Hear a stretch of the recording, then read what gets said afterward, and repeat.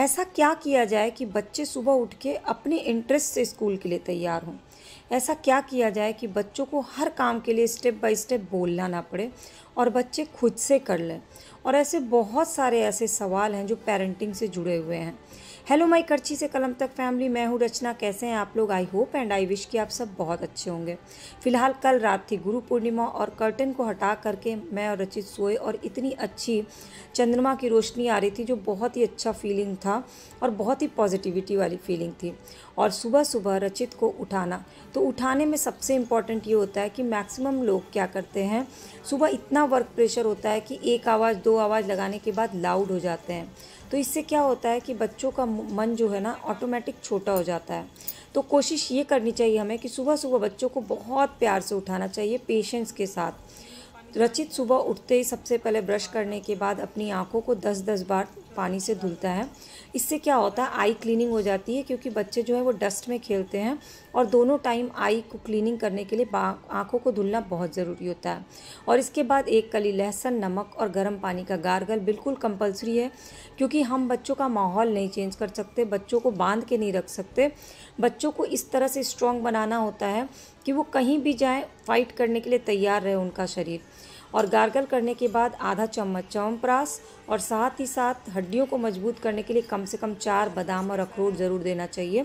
और हमेशा कोशिश करनी चाहिए कि सुबह जो पहला जब पानी पी रहे हो तो वो हल्का गुनगुना हो, ताकि सर्दी खांसी से हमारे बच्चे बचे रहें।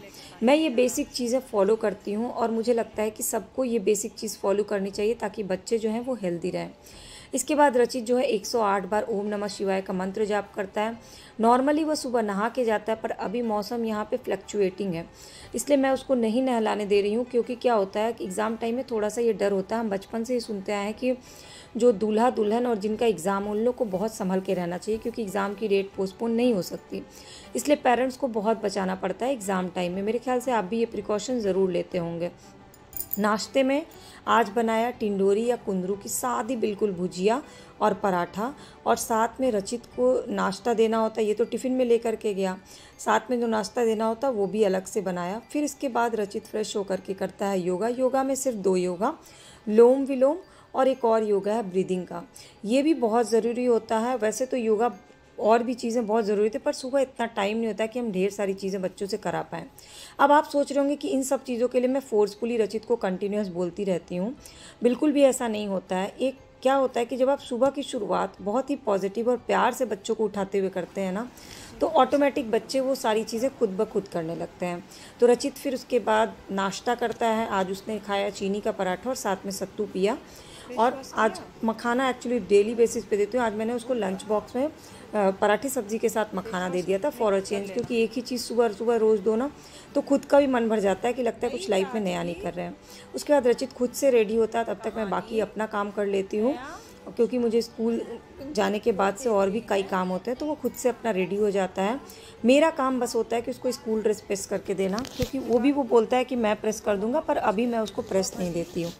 तो मैंने कहा ना कि बच्चों को से सब काम करवाने के लिए आपको उन्हें बार बार कहने की ज़रूरत नहीं है, क्योंकि हम भी बचपन में कोई आइडियल बच्चे नहीं थे।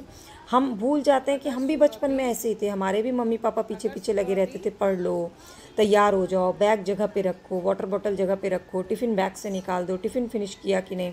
तो ये डे टू डे लाइफ के जो क्वेश्चंस होते हैं ना, उससे बच्चे इरिटेट हो जाते हैं, परेशान हो जाते हैं, झल्ला जाते हैं और फिर पलट के कुछ ना कुछ बोल देते हैं। खूब अच्छे से करना सब।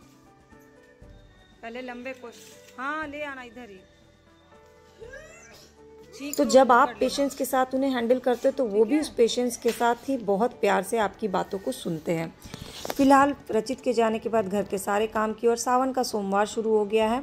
तो आजकल मंदिर के बाहर पूजा की सारी सामग्री मिल जाती है, जैसे कि बेलपत्र, धतूरा, भांग, जो भी चीज़ें। वैसे तो मेरा जो बेडरूम है उसका थीम ही ग्रीन है, कि आप देख सकते हैं कि ग्रीन कर्टन, ग्रीन बेडशीट और ये पीछे ग्रीन ग्रास लगाया हुआ है, ग्रीन कुशन कवर, सब कुछ ग्रीन ग्रीन। लेकिन ये सावन शुरू हुआ है तो आज पूरा ये कमरा लग रहा है कि हाँ सावन थीम पे ही है। ऊपर से सावन में हरी हरी चूड़ियाँ, हरे हरे कपड़े, हरे हरे ईयर रिंग्स, तो ये जो होता है ना एक अलग ही फीलिंग दे देता है। क्योंकि क्या होता है, त्यौहार वही होते हैं, लेकिन हम लोग हर चीज़ अलग अलग तरह से सेलिब्रेट करते हैं, अलग अलग एंथू होता है सबके अंदर। तो छोटी छोटी चीज़ें होती हैं, वो स्पेशल त्यौहार की फीलिंग ले आती है। तो बस यही छोटी छोटी चीज़ें हैं, जैसे सुबह सुबह नहा धो के हरे हरे कपड़े पहन लिए, हरा ईयरिंग्स डाल लिया, हरी चूड़ी पहन ली, पूजा कर लिया शंकर भगवान पर, इत्र, शहद, अबीर, रोली, चंदन, कच्चा दूध, गंगा जल, जितनी भी चीज़ चढ़ती, बेलपत्र, धतूरा, भांग, सब कुछ चढ़ाया, अच्छे से पूजा किया, 108 बार जाप किया मंत्र का, पूरी शिव चालीसा और जितने भी शिव का स्रोत है वो सब पढ़ा, आरती किया। तो अपने आप घर में एक पॉजिटिव वाइब आने लगी। पता नहीं, ये होता है, कनेक्शन होता है कि अगर आप ऐसे शुरुआत करते हो ना दिन की, तो ऑटोमेटिक आपको पॉजिटिव फीलिंग आने लगती है। तो आपको ऐसा क्या करते हैं पूरे दिन में जिससे आपको लगता है कि आपके घर में पॉजिटिविटी आ रही है, कुछ भी आपके साथ बुरा नहीं होगा, सब अच्छा अच्छा होगा, मुझे ज़रूर बताइएगा। और इस ब्लॉग को पूरी ज़रूर देखिएगा बिना स्किप किए। और हम और आप एक फैमिली हैं, इससे ये जो होता है ना, ये हम दोनों में, हमारे और आपके में कनेक्शन बनाता है। तो इस फैमिली को और बड़ा करने के लिए बहुत बहुत थैंक यू आप सबका। तो चलिए फिर आगे चलते हैं ब्लॉग में। तो मैं बात कर रही थी कि क्या आप बचपन में इतने आदर्शवादी बच्चे थे कि आपके मम्मी पापा को आपसे कभी कोई कंप्लेन ही नहीं हुई? आप एकदम आइडियल और परफेक्ट बच्चे थे? मेरे ख्याल से तो नहीं, क्योंकि मैं तो बिल्कुल भी परफेक्ट बच्ची नहीं थी। मुझे तो वीकली डोज मिल ही जाता था। तो मुझे लगता है कि जो चीज़ें हमें बचपन में नहीं पसंद थी, फिर हम ये क्यों एक्सपेक्ट करते हैं कि हमारे बच्चों को भी वो पसंद हो। अभी ये नहीं करना, अभी ये कर लो। दिन भर में हम कितनी बार नहीं वर्ड्स यूज़ करते हैं। बच्चे जो भी पूछते हैं बोलते थे नहीं नहीं अभी नहीं करना है। तो नहीं की जगह हम उसको चेंज कर सकते हैं।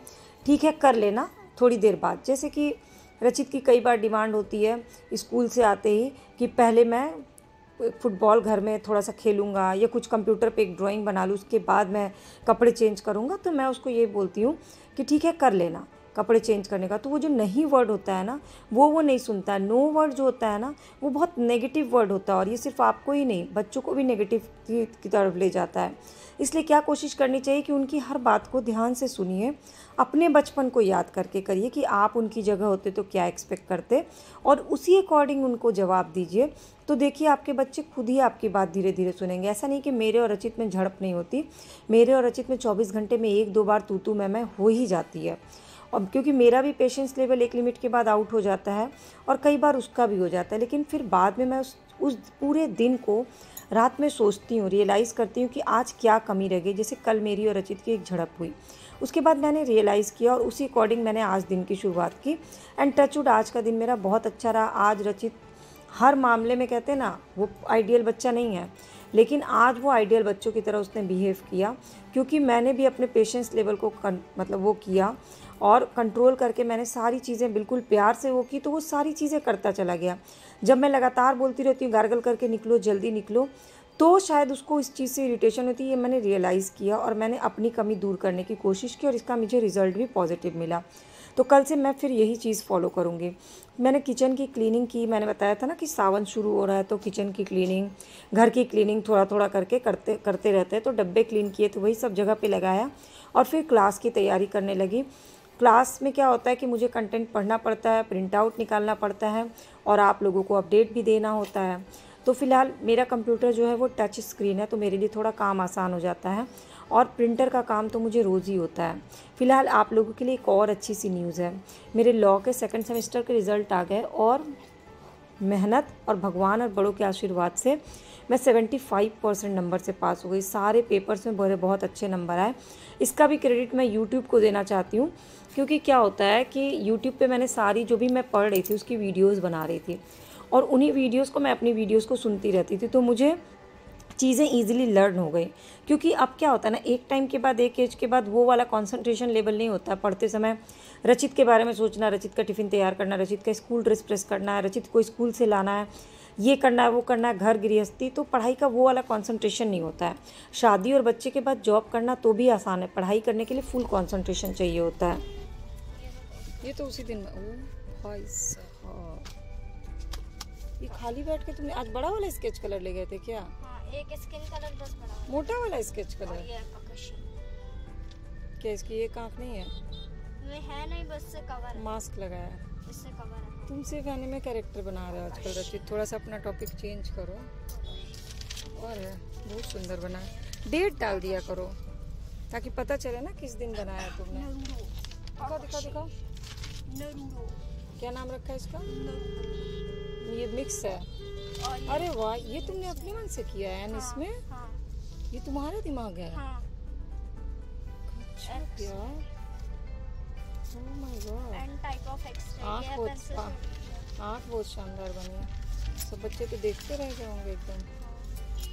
और ये काकाशी। क्या नाम है इसका? काकाशी। काकाशी। देखो कितने एकदम खतरनाक तरीके में लिखा है, देखो।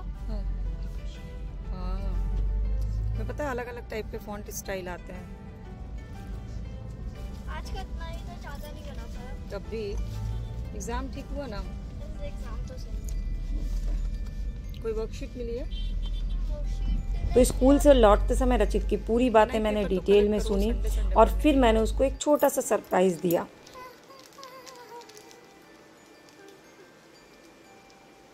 खाओगे कि नहीं खाओगे? पसंद की चीज़ है? Yes always. चलो तो फटाफट सब कर लो फिर खाना। खाना खाने के बाद स्कूल से आ कर के रचित नहाया और उसके बाद उसने जैसे जैसे मैंने बताया उसी तरह से शिवलिंग पे सारी चीज़ें चढ़ाई, पूजा की। हालांकि बहुत लेट हो गया था बट ठीक है, कहते हैं ना बच्चे भगवान का रूप होते हैं और भूल चूक जब सब माप, जितनी शक्ति उतनी भक्ति। इसलिए मैंने उसको इसी समय कराया कि लेकिन सावन की पूजा करना ज़रूरी है। वो मेरे साथ ही करता है नॉर्मली, लेकिन स्कूल टाइम में क्या होता है बहुत ज़्यादा अर्ली हो जाता है और सारा पूजा का सामान भी नहीं मिला था। सुबह सुबह स्कूल से लौटते समय जब स्कूल छोड़ने जाती हूँ ना तो मंदिर के पास से सामान लेकर के आती हूँ। ये एक कटोरी में मैंने सारी चीज़ें मिक्स करके रखी थी जैसे शहद, गुलाब जल, इत्र, अबीर, रोली, चंदन, चावल, जितनी भी चीज़ें शिवलिंग पे चढ़ती हैं वो सारी चीज़ें एक कटोरी में रख दी थी। बस उसमें गंगा जल डाला और कच्चा दूध डाल के मिला के रचित ने चढ़ा दिया और उसके बाद बेलपत्र, भांग, जो धतूरा, सारी चीज़ें उसने चढ़ाई। वैसे ये बात सही है कि बच्चे को जो कहा जाए वो नहीं करते हैं, बच्चे जो देखते हैं वो ही करते हैं। लेकिन कई बार क्या होता है हमें कहना भी पड़ता है बहुत सारी चीज़ें और उसको अलग तरह से कहना पड़ता है। अगर हम वही बात गुस्से में कहेंगे कि जल्दी से ये कर लो तो वो नहीं सुनते हैं, अगर वही बात प्यार से कहेंगे तो वो सुन लेते हैं। तो बेसिकली पेरेंटिंग जो होता है ना वो आपके पेशेंस का एग्ज़ाम होता है। मैंने अपने इतने साल के एक्सपीरियंस में यही सीखा कि अगर पेशेंस के साथ इन्हें जो भी बात बोली जाए ये सुन लेंगे, लेकिन जहाँ हम लाउड होते हैं वैसे ही रिटर्न में ये भी लाउड होने लगते हैं। शायद यही कारण है कि बहुत सारे पेरेंट्स पूछते हैं आजकल कि आजकल बच्चों को इतना जल्दी गुस्सा क्यों आता है, क्योंकि हम लोग गुस्सा हो जाते हैं। वही रिएक्शन और एक्शन रिएक्शन का कॉम्बिनेशन होता है ये। इसके बाद रचित जो है 1 घंटे टीवी देख के, खाना खा के 1 घंटे टीवी देख करके ट्यूशन पढ़ता है। तो आज मैंने उसको सेल्फ से रिवीजन करने के दिया क्योंकि रिवीजन खुद से करना आना चाहिए।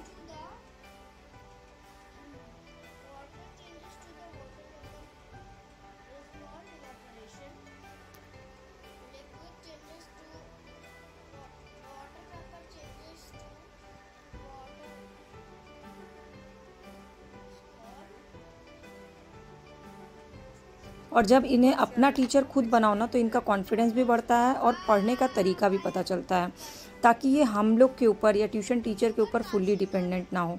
इस साल मेरी कोशिश बस यही है कि रचित को पढ़ाई में थोड़ा सा सेल्फ डिपेंडेंट बनाऊं। पढ़ाने का काम मैं ही करूं लेकिन रिवीजन कैसे करना है, चैप्टर से क्वेश्चन कैसे निकालने हैं, ये सारी चीज़ें उसे खुद पता होनी चाहिए।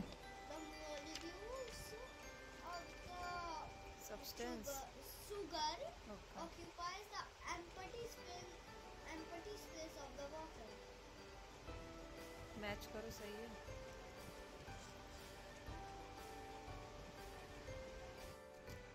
इसके बाद शाम को हमने खेला साथ में लूडो। वैसे लूडो मुझे बहुत ज़्यादा पसंद नहीं है क्योंकि इसमें बहुत समय लगता है और जब 4 लोग होते हैं तो ही खेलने का मज़ा आता है।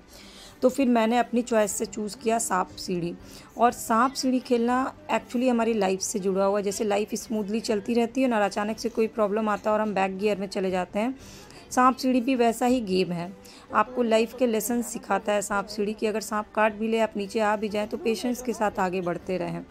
तो इसलिए मैं ज़्यादातर रचित के साथ सांप सीढ़ी खेलती हूँ। आपको अपने बच्चों के साथ क्या खेलना सबसे ज़्यादा पसंद है मुझे ज़रूर बताइएगा। फिर थोड़ा बहुत फिर से रिवीजन किया और उसके बाद हमने देखा गुल्लक का एक एपिसोड साथ में देखा। वहाँ पर इंटरटेनमेंट भी बहुत ज़रूरी है तो हम लोग साथ में ही कोशिश करते हैं कुछ इंटरटेनमेंट ऐसा हो जो कॉमन हो हम दोनों का। ज़्यादातर मैं टीवी देखती नहीं हूँ, लेकिन रचित को ये गुल्लक सीरीज़ अच्छी लगी थी क्योंकि इसमें बहुत सारे मैसेज हैं जो सीखने लायक हैं, तो हम दोनों साथ ही देखते हैं। तो आज की ब्लॉग आपको कैसी लगी ज़रूर बताइएगा, और रचित का कौन सा रूप आपको सबसे प्यारा लगा और आपके बच्चे का कौन सा रूप आपको सब